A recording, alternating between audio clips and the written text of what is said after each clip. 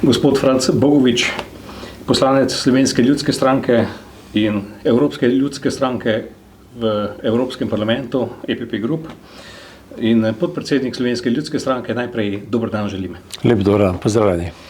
Leto 2021 se počasi izteka, že drugo leto zapored pa smo priča epidemiji, se pravi soočamo se s COVID-19, ki nekako ni videti konca. Kaj nas čaka po vašem mnenju v tem letu, ki prihaja? Ja, v to leto smo stopili z zelo velikim upanjem, da bodo cepiva rešila naš največji današnji problem, se pravi problem z boleznijo COVID-19. Pokazalo se je kot pri vseh ostalih boleznih, da cepiva enostavno niso 100%. In je pa v Evropi, če gledamo evropsko sliko, zelo velika razlika v precepljenosti. Portugalci, Danci okoli 90%, na drugi strani Bolgari tretjino ljudi samo. In empirično je zdaj že dokazano, da v državah, kjer je višji procent, pride do ponovnih okužb, vendar pa so posledice, se pravi, koliko ljudi pristane v bolnišnici, koliko jih umre, zelo različne, ali je populacija precepljena ali ni. Zato lahko tudi iz lastne izkušnje dvakrat cepljen, v maju drugi odmerek AstraZenece, sredi novembra okužba. In potrdilo se je vse, kar so epidemiologi tudi nam govorili, da odpornost popusti, po drugi strani, da zboliš, ne da bi za to vedel, tudi prenašaš bolezen že, ko še niti sam ne veš, da si med bolniki COVID-a. Res pa je tudi to, da bi bil potek bolezni zelo blag. Tako da jaz nimam kaj drugega, kot da pritrdim tudi iz lastne izkušnje to, kar poslušam po televiziji, in resnično priporočam vsem, da tudi nadaljujejo s cepljenjem, se čim prej precepimo. To je en del zgodbe, ne? Veliko ljudi pa je namreč tudi prebolelih, med temi sem tudi sam. In teh je v Sloveniji več kot 400 000. Ja, mislim, da je to premalo vnašajo v sam vzorec vseh. Zdaj jaz sem v obeh kategorijah, ne.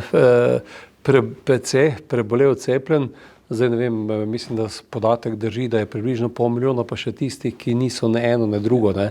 In ta medij, se pravi, 500 000 ljudi je dovolj velik, da se lahko ti izbruhi z hujšimi posledicami, vključno z zapolnitvijo bolnišnic, ponavljajo, ne.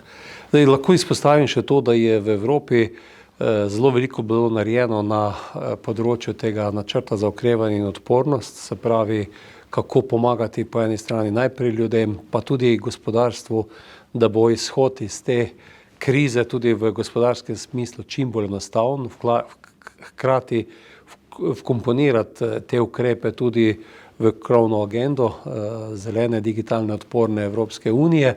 Tako da ta del, mislim, da relativno v redu poteka.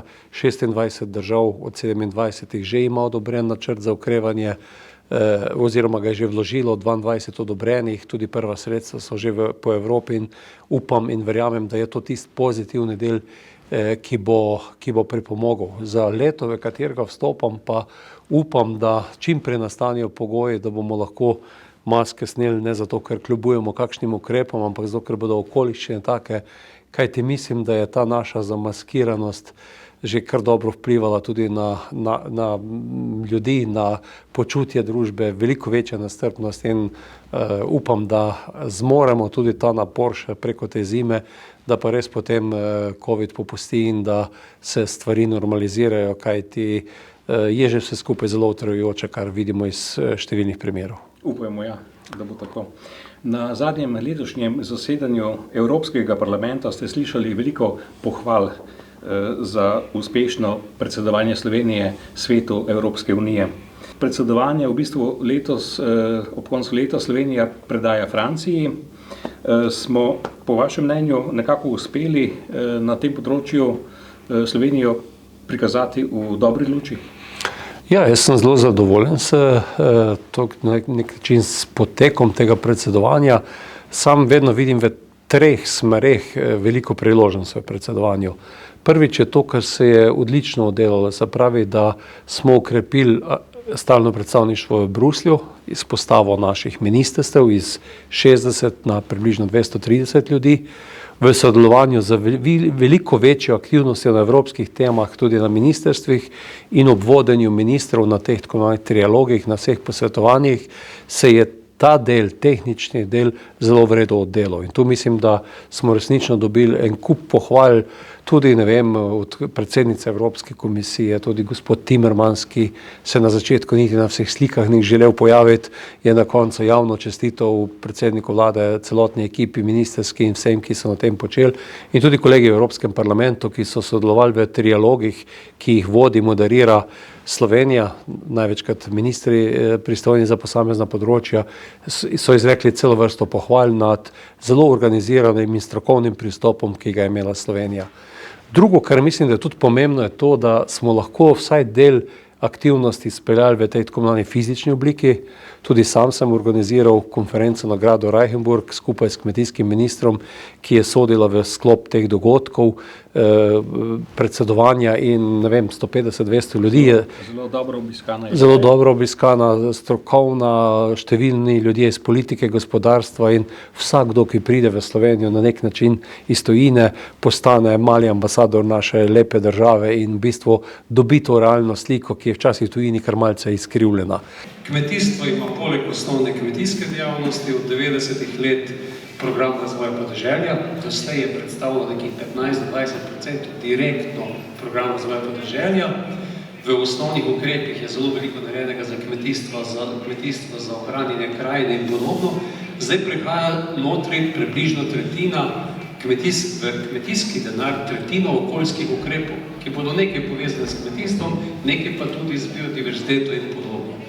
Sam sem poskušal in bil uspešen v Evropskem parlamentu, da smo sprejeli amandma, da bi bilo 5% strukturnega regionalnega sklada namenjenega razvoju podeželja, znotraj tega 20% za pametne vasi. Lambert mi je pri tem pomagal. Parlamentu je šlo skozi, ni šlo na komisiji, ni šlo z državami, članicami, ki vem, da imajo en kup nekih meril, ko morajo razporejati sredstva in potem težko to uskladiti. Socialni sklad je bil omenjen, drugi sklad, načrt za okrevanje, Next Generation EU. Na koncu pa moramo biti jasni in vedeti, da je evropski proračun celoti je 1% javne porabe. Državne blagajne skupaj so v povprečju v Evropi tam slabih 50%, tako da skupaj je 50% GDP-ja javna poraba. In veliko problemov bomo rešili, ne vem, s šolskim denarjem doma, z zdravstvenim, socialnim. Eden od ukrepov, ki ga je treba priznati, ga pohvaliti za moje pojme, povečanje povprečnine za občine.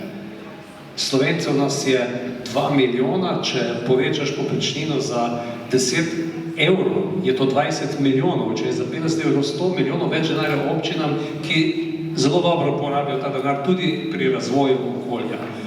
Vendar še do konca, ko vse to zaključimo, je pa treba nekaj ugotoviti. Ko sem s finskimi kolegi govoril na nekem panelu tudi o njihovem načrtu Fit for 55 in razmerih sredstev, so postregali s podatkom, da bo nekje 10-15% javnih sredstev, ostalo bodo pa zasebna sredstva, ki bodo preobrazile družbo. In podobno bo pri pametnih vaseh. Zato sem vesel, da danes ustanovljamo forum za pametne vasi, ki bo zvabil gospodarstvo, da se vključi tam, kjer vidi priložnosti, ker pa je na podeželju marsikdaj potrebno pomagati z javno politiko, govorimo tudi o evropskih sredstvih, nacionalnih sredstvih. Tako da mislim, da moramo postaviti prav kontekst. Gospa Violeta prej dejala, ideje so važne, ljudje so važni, tam bomo rešili probleme, če bomo imeli pametne, smart ljudi z dobrimi idejami, bomo našli tudi denar. Zato upam, da ne želim se izmikati, želim pa sfokusirati naše misli v pravo smer, kajti če bomo samo mislili, kako bo z nekega evropskega sklada prišel denar in bomo imeli pametno podeželje, smo izgubili bitko danes. Tretji segment, ki je prav tako pomemben, pa je to, da smo v Sloveniji kar veliko govorili o predsedovanju v različnem kontekstu, vendar pa mislim, da je prav, da se nam ne zgodi to, kar se mi včasih dozdeva, da postaja to, da smo članica Evropske unije, da uživamo dobrobit teh vseh svoboščin v Evropski uniji, trga, prostega pretoka, da to postaja nekaj samo po sebi umevnega. In ljudje konec koncev se moramo zavedati, da je marsikaj, kar imamo, kar nam omogoča tudi lepše, boljše življenje, tudi neke skupne politike, ki peljemo, je to plod tega, da smo del Evropske unije. In mislim, da je tudi v tem segmentu se kar veliko naredilo v tem zadnjega pol leta in kot ste rekli, zdaj predajamo štafeto Francozom, ki v tem trojčku zdaj nadaljujejo to predsedovanje. Kajti pojavila se je tudi resolucija o Sloveniji, ki se je znašla tudi na dnevnem redu zasedanj v samem Evropskem parlamentu. Nekako premalo vemo, za kaj gre pri tem, kajti bilo je tudi nekaj žolčnih besed.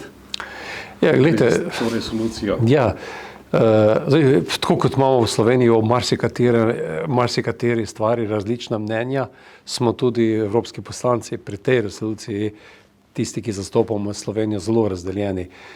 Sam mislim, da je najprej da vemo, o čem govorimo. Govorimo o resoluciji o stanju pravne države v Republiki Sloveniji.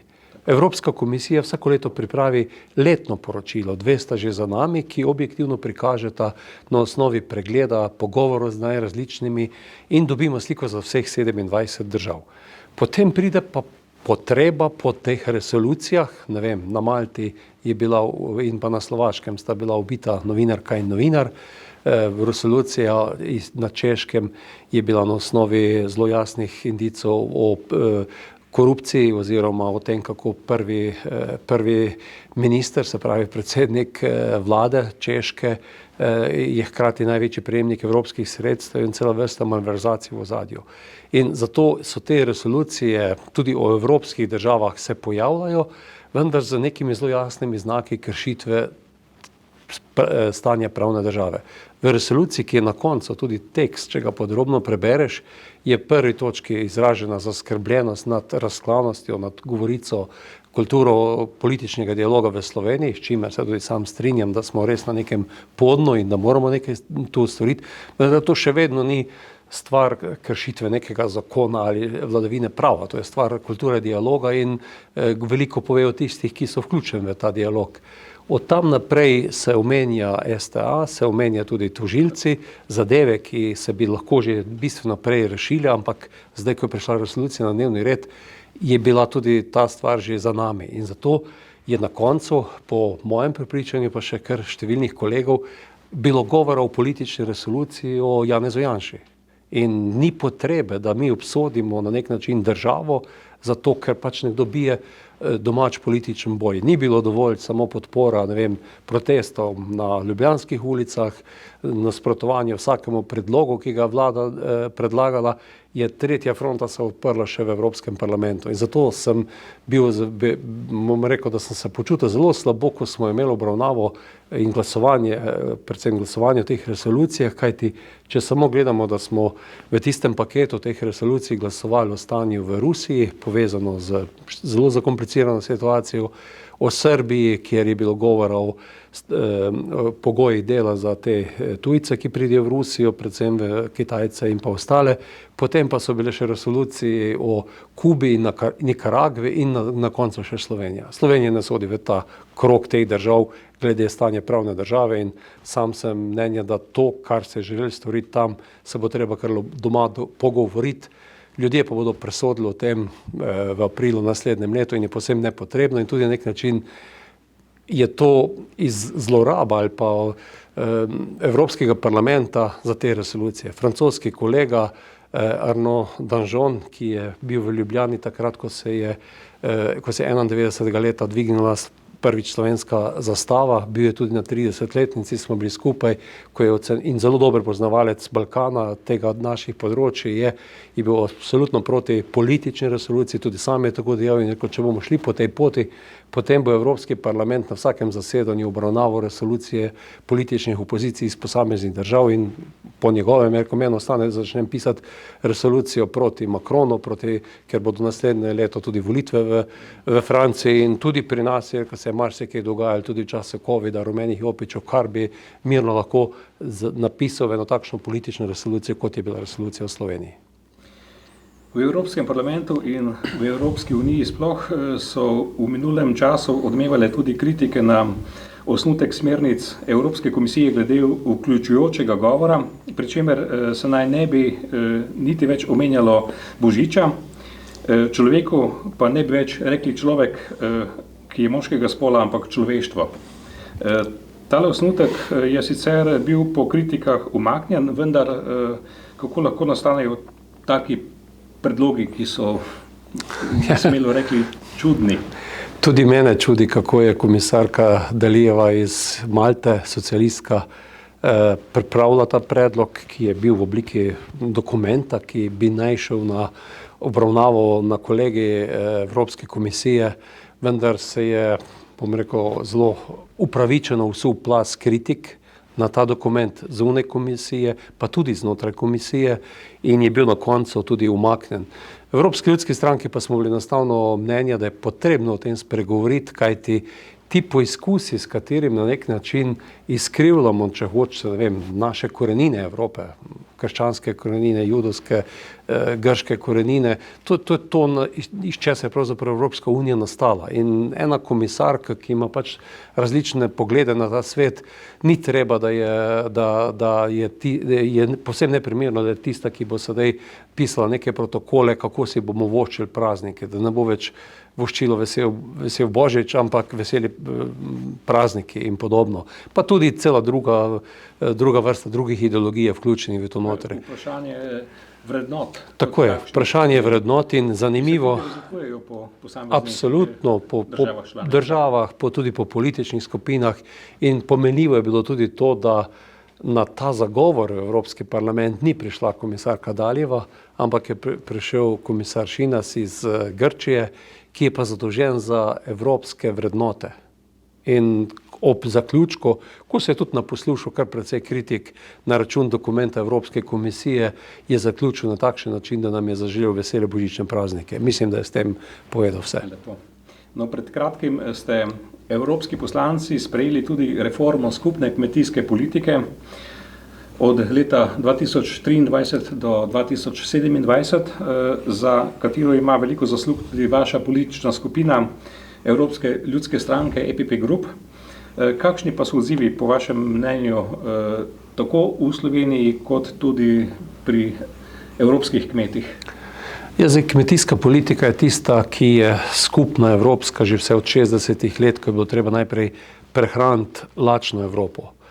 V 90 letih se je dodalo področje drugi steber kmetijske politike podeželje, zdaj se pa tema dvema osnovnima stebroma, ki sta še vedno prva dva stebra, dodaja tretji, to je ta okoljski, ki ima te tri elemente. Po eni strani narediti kmetijstvo takšno, da ne bo pustilo negativnih vplivov na stanje voda, stanje zraka, stanje tal. Drug steber je graditi odporno kmetijstvo, ki bo kljubovalo podnebnim spremembam, se pravi od namakanj do protitočnih sistemov, tudi kakšnih rastlinjakov in podobno. Zeleno družbo.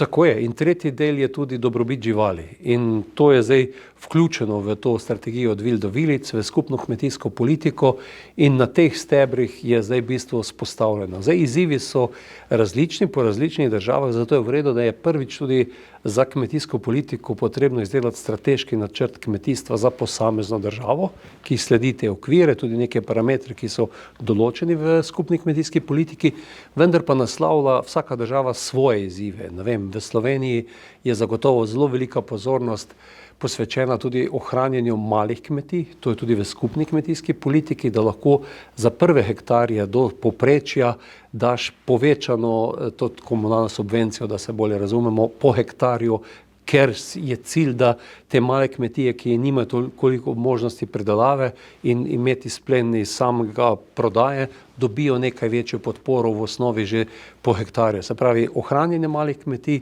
tudi na drugi strani spodbuda mladim kmetom, mladim prevzemnikom, da prevzemajo kmetije, zopet povečana subvencija, investicijski denar za njih, da na nek način naredimo ta generacijski preskok, kar je tudi ena od zelo velikih stvari. Potem so tu v Sloveniji še povezovanje, kar mislim, da je zelo pomembno, tržni tokovi, od direktnih prodaj, zopet za male kmete. Tega najbrž premalo. Tega premalo slovenski kmetje so tudi precej kritični do skupne kmetijske politike. Lejte, jaz mislim, da je prav, da so kritični in je prav tudi to, da so zelo aktivno se vključili v kreiranje. Jaz sem zelo pozdravljam to, da je tudi vlada Republike Slovenije razumela stanje kmetijstva, tudi to, da je v skupni kmetijski politiki z evropske ravni nekaj manj denarja in je s temi dodatnimi 310 milijoni zapolnila ta manko in usmerila zopet ta denar v te investicije, to, kar slovensko kmetijstvo potrebuje. Zato sem vsa leta zdaj spodbujal slovenske deležnike v kmetijskem sektorju, da morajo se čim bolj aktivno vključiti, ne mi jamrati pa stokati potem, ko je vse končano. In mislim, da so opravili bolje delo, kot so ga kadarkoli v preteklosti. Ne? In v tem delu so zdaj ti novi izzivi, okvir bo določen, v letu 22 leto, v katerega stopamo, se bo zadeva zaključila in za naslednjih 5 let je na nek način okvir, v katerem bo slovensko kmetijstvo delovalo določen in verjamem, da je tudi veliko priložnosti v teh zahtevnih časih, kot so tudi za koga drugega. V luči zahtevanih ciljev zelenega dogovora je Evropska unija pripravila tudi zakonodajni paket, pripravljeni na 55% plus. Kaj prinaša ta paket? Ali smo po vašem mnenju v Sloveniji pripravljeni na zmanjševanje toplogrednih ciljev za več kot polovico? Ja, gre za v bistvu izvedbeno fazo tega krovnega zelenega dogovora, Green Deala, tudi podnebnega zakona, ki je že sprejet in določa ta procent, da v Evropi do leta 2030 zmanjšamo izpuste za 55%, če jih primerjamo z letom 1990, kar pomeni zelo velik skok. Doslej smo jih uspeli za 25, zdaj moramo pa naslednjem desetletju pa za 30% še dodatno zmanjšati. Se pravi, za drastično zmanjševanje gre za odgovor na podnebno krizo, na podnebne spremembe, ki se več kot očitno dogajajo in ljudje na njih zelo močno vplivamo. In tu gre za 12 uredb na zelo različnih področjih. Urejajo o tem, da bo vedno več izpustov vključenih v to tako imenovano trgovanje z emisijami plinov izpustov, tako kot je danes že, elektrika iz Teša obremenjena s kuponi, bi naj v prihodnje prišli iz tudi na primer ogrevanja stanovanjskih hiš, če bo neka kotlovnica na plin, bi že ta plin imel zopet dodatno obremenitev za emisije, po drugi strani tudi prevoz z bencinom, nafto obremenjen s tem. Ta denar pa bi naj bil namenjen za to tranzicijo, ki je nujno potrebna. Še cela vrsta drugih regulativ je o obnovljivih virih, o varčevanju z energijo, potem tudi tovorni promet, prehod na vodik kot neka alternativa v tem delu. Tako da resnično gre za zelo zahteven paket in tu ves čas tudi naslavljam naše vodilne na vladi, da bi morali po mojem imeti nek svet za prehod v nizkoogljično družbo po vzoru, kot sem sam z prve roke videl, kako ima to urejeno Nemci, Finci, kjer je v bistvu sestavljen zelo močna skupina ljudi. Na Finskem so v tej skupini zadnji trije predsedniki vlade, vsi politiki odgovorni na ministrstvih, potem tudi vso gospodarstvo, to, ki rabi veliko energije, les je recimo pri njih lesna industrija, kjer se zopet tudi v gozdovih gozdarska strategija je del tega paketa in pa tudi v teh primerih so vključeni tudi nevladni sektorji. In v bistvu je treba zelo korenite, hrabre odločitve bo potrebno sprejemati in zato dosegati konsenz v družbi. Zato upam, da se tudi znamo v Sloveniji kdaj o čem opredeliti, da ne bo to stvar koalicije ali pa opozicije. Pred nami so takšne odločitve kot letnica, kdaj bomo zaprli Teš, ali ga bo zaprla ekonomija, ali ga bomo mi. Premogovnike. V našem koncu, prehajam iz Krškega, bo morala padeti odločitev, ali bomo, več kot 50% uvozno odvisni od uvoza elektrike, ali bomo imeli proizvodno doma. Zadnja dogodki kaže. Drugi blok. Govorimo o drugem bloku, odločitev v Krškem v drugem bloku in v zadnjih tednih smo priča tem, kaj pomeni, če nimaš te varnosti zagotovljene in v tej odporni Evropski uniji se vedno več govori o teh strateških stvareh, kot je prehranska varnost, kot je energetska varnost, tudi vojaška varnost, farmacevtska industrija, da se vrne v Evropsko unijo. Tako da ta paket pa je resnično zelo zahteven in bo potrebno poiskati odgovore, ki ne bodo enostavni, tudi med državami velika razlika, zato pričakujem tudi velika razhajanja, pogajanja in upam tudi na modrost vseh, da tu zopet ne naredimo neke delitve v Evropi, kajti, ne vem, naprimer Švedi, Finci bodo dosti lažje dosegli kot Čehi, Poljaki, recimo predvsem. Kljub vsemu pa je sama Evropa v primerjavi s Kitajsko, z Ameriko, Indijo in tako naprej, z onesnaževalci, če tako rečemo, še zelo, zelo čista. In nekako si sami postavljamo te prepreke in se kaznujemo. Glejte, Evropa želi na tej poti igrati... Vsi dihamo en zrak, živimo na eni zemlji. Evropa želi igrati vlogo nekoga, ki tu v tej tekmi ali pa v tem bitki za ohranjanje okolja igra vodilno vlogo. Poizkuša po drugi strani tudi narediti to in to v Evropski ljudski stranki zelo zagovarjamo, da dekarbonizacija ne pomeni deindustrializacija, ampak pomeni prehod v te tehnologije, na osnovi kateri bi lahko tudi ustvarjali delovna mesta prihodnosti. Težko bomo v premogovni industriji, pa bodisi na Kitajsko ali pa pri nas ustvarjali to delovna mesta prihodnosti. Seveda pa je treba upoštevati to, da Evropa s temi 500 milijoni ljudi proizvede približno 9% toplogrednih plinov. Da je na Kitajska 27%, ZDA preko 20% in da mi tega ne bomo rešili v Glasgowu, ker se je poskušal na tej svetovni konferenciji okoljski doseči nek napredek. Je napredek v tem, ne vem, da evropskemu zgledu sledi tudi Južna Afrika, da sledi tudi Japonska, Kanada, se pravi večje ekonomije, ki še na prejšnjih teh skupih niso pristopile na to pot. Po drugi strani je pa resnica tudi to, da se Kitajska do leta 2030 ne misli iti v neko drastično zmanjševanje izpustov, ampak takrat postaviti letnico upada. Na tretji strani imamo pa nerazviti del sveta, recimo, ne vem, Afrika in ostali, ki pa, če smo pošteni in gledamo, koliko izpusta na človeka ustvarimo v Evropi, ne vem, približno 8-9 ton CO2 na človeka v Evropi, v Afriki je pa manj kot 10% tega. In ti pa sprašujejo in pozivajo, in tudi tu ni bilo dogovora, da bi razviti del sveta naredil ta paket približno $100 milijard letno, 1000 milijard, s katerimi bi pomagali tem državam pri njihovi transformaciji, ker so tudi nerazvitost in so upravičeni do nekega normalnega življenja, ki ga s tako porabo energije ne morejo imeti, vekoliko bi pa šli po poti, ne vem, izkopa premoga, pa dejansko zadušimo ta planet in zato je upravičeno pričakovanje od razvitega dela sveta, da jim pomaga v tem prehodu. Tudi letos ste bili, gospod Franc Bogovič, zelo aktivni z svojo inicijativo za pametne vasi, ki dobiva vedno večjo in širšo podporo. Kakšne so vaše trenutne aktivnosti na tem področju? Ja, gremo v 6. leto teh aktivnosti že in če je bilo na začetku včasih kar precej nerazumevanje, o čem pravzaprav sploh govorimo, je po vseh teh letih vedno večje zavedanje, kako pomembno je, da bo evropsko podeželje poseljeno tudi v prihodnje. Če druga ne, je COVID kriza to dokončno pokazala, da je lahko življenje na podeželju tudi zelo kvalitetno. Hkrati je tudi Evropska komisija pripravila in v letošnjem letu je komisarka Šuica iz Hrvaške, zadolžena za demografijo in demokracijo, pripravila skupaj z ostalimi 3-4 kolegi komisarji za kmetijstvo, regionalni razvoj, digitalizacijo, dokument Dolgoročna vizija razvoja podeželja do leta 2040. In v to vizijo so pravzaprav vključeni ti elementi, kaj narediti na podeželju za to, da ustvariš pogoje za delovno mesto in na drugi strani ohranjanje kvalitete bivanja. Porazdeljene odgovornosti od Evrope pa do lokalne samouprave, države. In kar je novo v tem in je zelo spodbudno, je pa to, da je sedaj vedno večji interes tudi v gospodarstvu, kjer v teh alternativnih stvareh za njih prepoznavajo svoje poslovne priložnosti.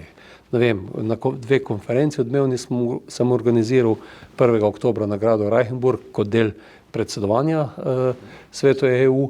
1. novembra smo bili pa na svetovni razstavi v Dubaju in na vseh teh konferencih so ob našem ministru, komisarki Šuici na obeh lokacijah, tudi predstavnik FAO fizično v Dubaju, na gradu Reichenburg, ki je generalni sekretar FAO nas nagovoril.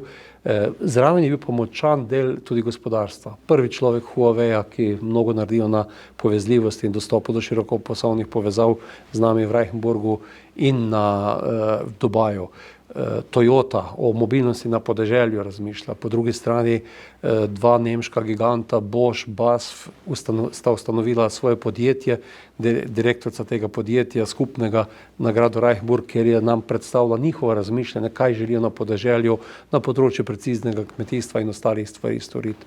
V energetiki se ogromno dogaja in sam trdim in tudi mislim vedno več ljudi razume, da brez odpornega podeželja, zelenega, digitalnega tudi ne bomo imeli odporne Evrope. Sam pa sem na nek način, ko sem poskušal na nek način tudi z malce humorja označiti to svojo inicijativo, sem do covida govoril, da želimo s temi našimi aktivnostmi narediti podeželje nazaj seksi.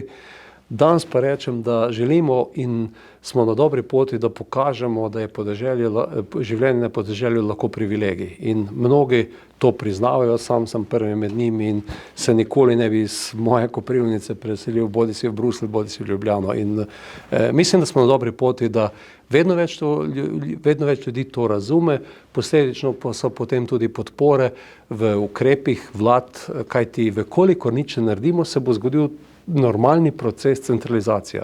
Regionalna politika, enakomeren razvoj rabi pomoč politike, da jo najprej to razume in da tudi s spodbudami ukrepi to podpre. In smo na dobri poti.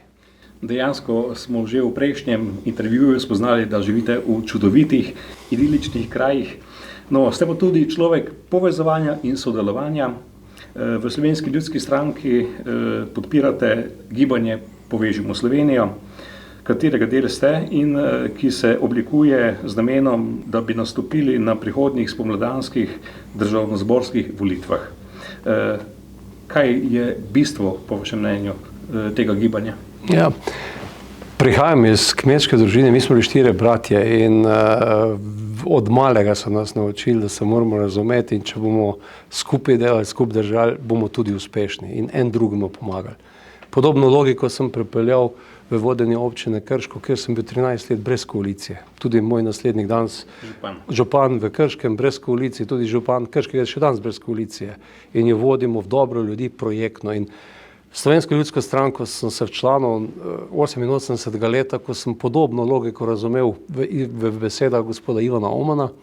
In tudi Slovenska ljudska stranka je prinašala v ta prostor vedno neko željo po sodelovanju, povezovanju. Včasih smo mostove gradili, zdaj smo pa bili iniciatorji gibanja Povežimo Slovenijo, kjer smo stranke iz različnih teh vrednostnih področij, kot se jih na nek način delite stranke. Slovenska ljudska stranka, tudi Nova ljudska stranka gospoda Kanglerja sodita v ta desni del politike, desno-sredinski del imamo, ne vem, zelene, ki sodijo običajno bolj v ta levo-sredinski del, liberalni blok, ki ga zdaj z povezovanjem s stranko konkretno, z gospodom Počivalškom, gospodom Kovšco, zapolnimo ta prostor.